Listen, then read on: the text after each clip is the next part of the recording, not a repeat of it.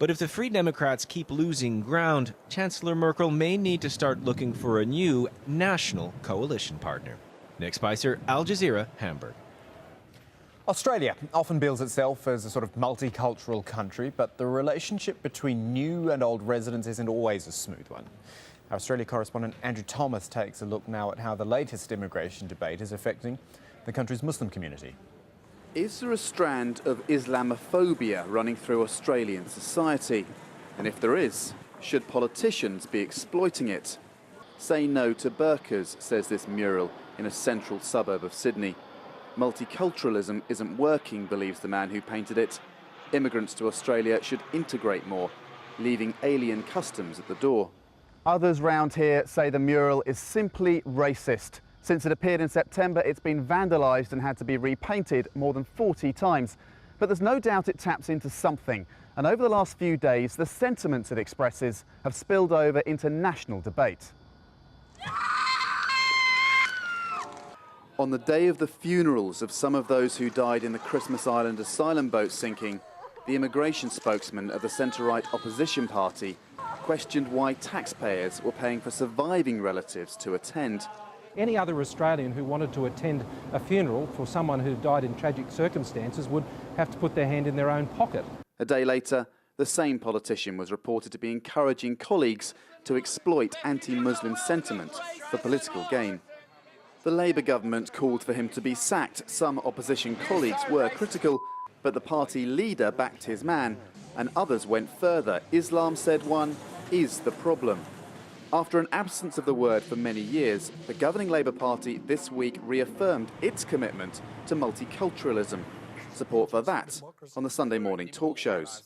We think it's excellent that the M word is back in the Australian political narrative. We're a multicultural community, we're a multicultural society, and that's what makes Australia great.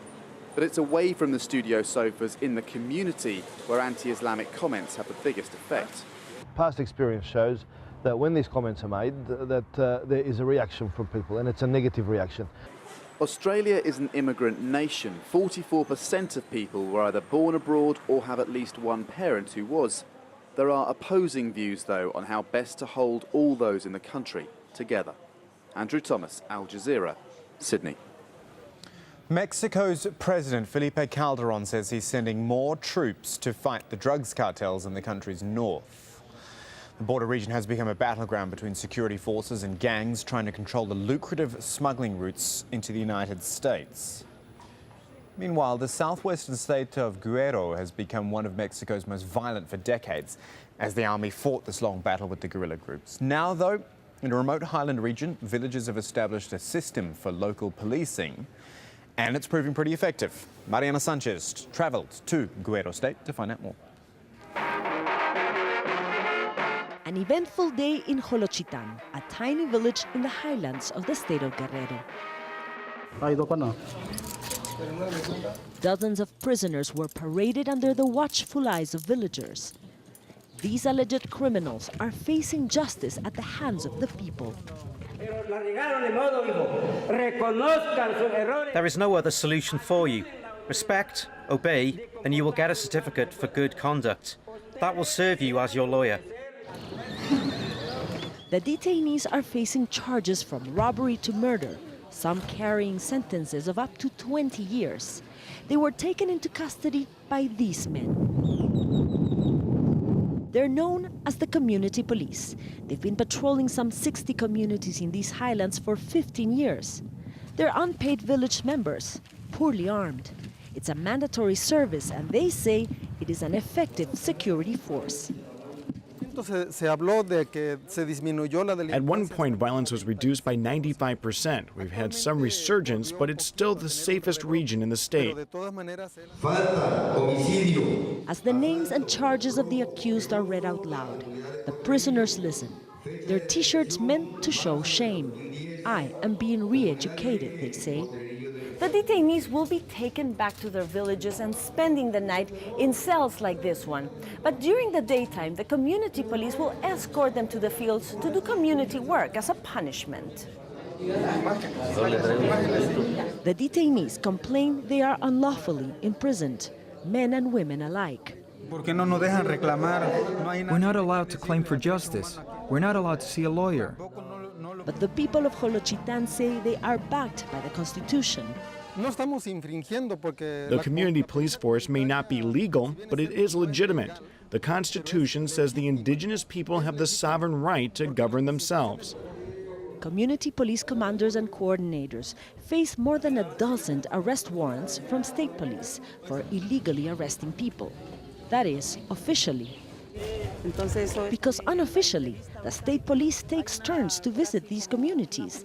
They shake hands, exchange information, and are evidently content that in the end, crime is not such a problem in this part of Guerrero.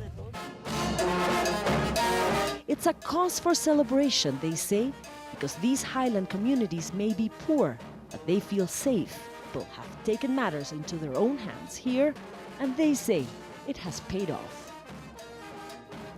Mariana Sanchez, AlJazeera, Jolochitan, Mexico. Oil from BP's massive spill in April remains stuck on the bottom of the Gulf of Mexico, according to a top US scientist. Samantha Joy from the University of Georgia says the oil hasn't degraded and that life along parts of the sea floor has been damaged. Joy conducted her research through submarine dives around the spill site. Her findings appear to contradict claims by BP that the region would fully recover by next year. Now, winds topping 80 kilometres an hour have caused travel delays around the Washington, D.C. area. The gales fanned fires in surrounding counties, prompting the closure of several highways. And as Barbara Benitez reports, the gusts also uprooted a very special tree. 4, 3, 2, 1. It's a presidential tradition dating back to 1923, the annual lighting of the national Christmas tree in Washington, D.C.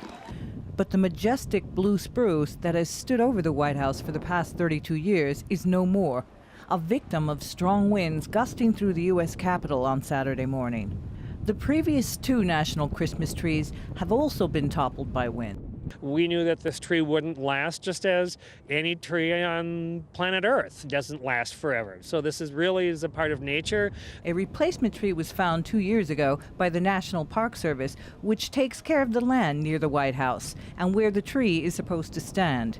This coming December, there will easily be a new Christmas tree in the ground for the next lighting of the National Christmas Tree in December.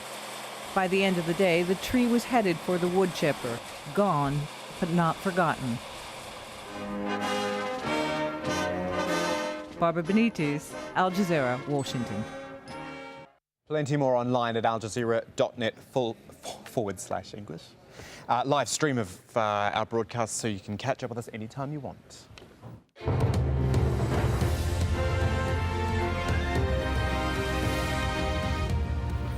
We're half past the hour on Al Jazeera, so these are the headlines.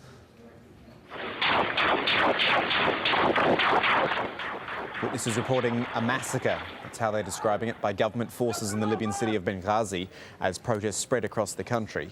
Muslim leaders have appealed to security forces to stop killing civilians.